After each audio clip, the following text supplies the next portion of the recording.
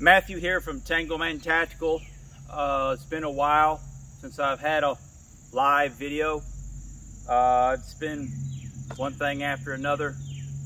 I was supposed to have went last Saturday and shot, and things didn't work out. We're going to try to go this Saturday, and I'm going to try to get a good 3 or 4 solid videos. I'm going to start increasing the length of my videos. I've been talking to some sponsors lately, and actually had one sponsor look at my channel. It's only 202 subscribers, you know. I don't know if you call that a channel or not, but they gave me some real good feedback, because I'm praying come first of the year I'm going full throttle with this. And as most of you know, I build ARs, I tune ARs, I repair ARs, I customize ARs, and I Cerakote. Everything per Cerakote's specifications. So I have that end of it going, plus I'll have content on video. I'm going to be working on a studio, and I will be able to do reviews, have talks, things of this nature. Take a lot of my firearms you've seen me shoot, a lot of my ARs you've seen me shoot on video, but not really got to look at them from tip to bud, as Grand Thumb says, as Mike says. But what I want to do today is sorry SIG fans, I had to trade my SIG P365 XL in. It just wasn't jiving with me. Fabulous gun, fantastic gun, but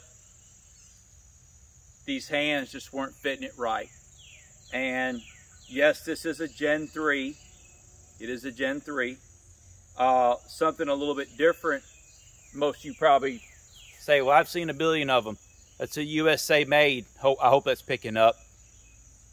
That's another thing I got to work on as a camera. I do have a pyramid trigger in it, and then the flex, and then Trigicons on there. Now there's about 900 things that I'm going to do to this, but this is my carry for now, in a T-Rex holster with an additional. Now I'm just going to be shooting FMJs 115. I'm not going to shoot up my hollow points, but I've already shot, let's see, about 23 through this so far. I wish I would have got film on it with just the stock Glock trigger. Of all the Glocks I've shot, most of the stock triggers are garbage, unless you do the 25-cent polish job to it, and then they're still not great. The take-up's a lot better.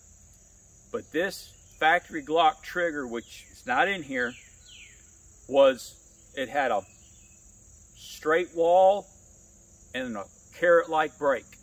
Wasn't mushy, wasn't spongy, and maybe I'll pop it back in there and just get some film on it later, maybe coming this Saturday. So anyways, I've got here Glock 19. Obviously live in a free state, so we got 15 rounds. As I said, the Trigicon,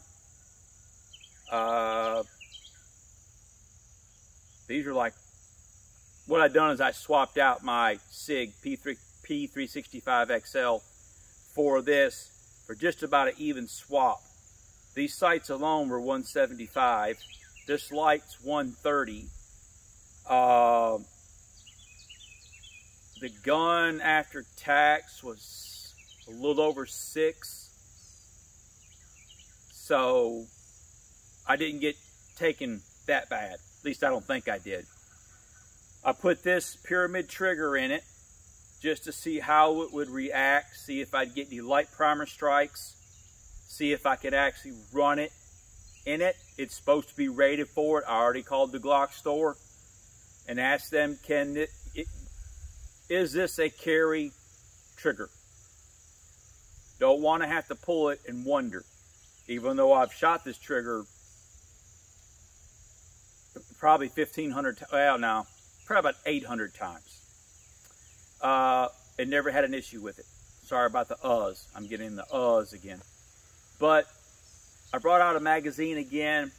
I'm going to fire it just straight down into the ground into some wood and some scraps and so forth, and just make sure it will go through this magazine. I'm not going for speed. I'm just going to see if anything happens. So if it happens, then you know that it happens. And it even puts the, I don't know if this will focus or it won't focus. It's even got USA on the barrel. Got the Georgia symbol here. Made in Smyrna, Georgia there. I apologize if this is not getting on camera. The camcorder that I'm looking at is about $1,200. So it'll be a little bit where I can actually look at what's going on. So we're going to fire these and just see if we have any light primer strikes, failure to feed, failure to eject, etc. Nothing fancy whatsoever. So here we go. Bring it out, pull it to the wall. 1, 2, pull it to the wall.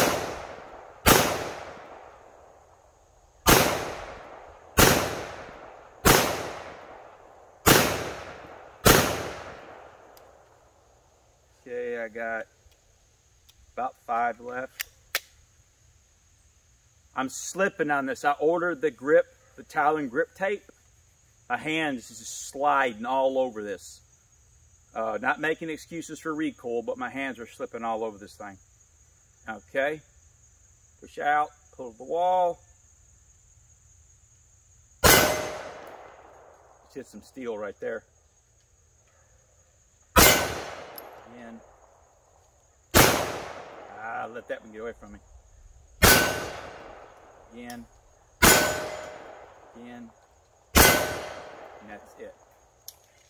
Fired 15 rounds. I didn't have one in the chamber. But fired 15 rounds so far, so now that would make it 15. Let's round it off to 25. So 40 rounds minus 8. 8 rounds of the factory Glock trigger and 32 rounds of the Glock store pyramid trigger. So far it's not failed me, but I'm going to run at least 100 through it Saturday, maybe even 150. But I'm well pleased with it. It does have that newer style finish, which I may end up Cerakoting this. I don't know. This is going to be a 100% home defense, range gun, EDC. That's what this is going to be. And to be honest, this is going to be by my bedside, and I'm only grabbing this long enough to get my 10.5 with a can on it.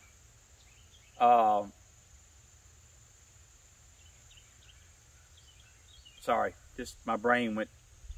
Has that ever happened to you where you're in a thought and then you see something? It's ADD or AD square, whatever. But Matthew here from Tango Man Tactical. Just wanted to get a little footage. I know it's a plain Jane gun. There's a plain Jane pistol. There's thousands of these out there. Nobody likes the Gen 3 because of the big back here. I grab onto it. I put it out there. I find where it's at. Boom. And I know where it goes pretty much every time. I wasn't feeling that with the SIG P365 XL. But make no mistake, never had a problem or issue with that SIG at all. Not one. Not one failure to fire, failure to feed, or failure to eject. Zero. The entire time that I had it. And I had it for 2 years. And I put, I actually didn't put that many rounds through it. I only probably put 500 or 600 rounds through it. It seemed like I probably should have put more through it. But my grip tape ought to be in Thursday.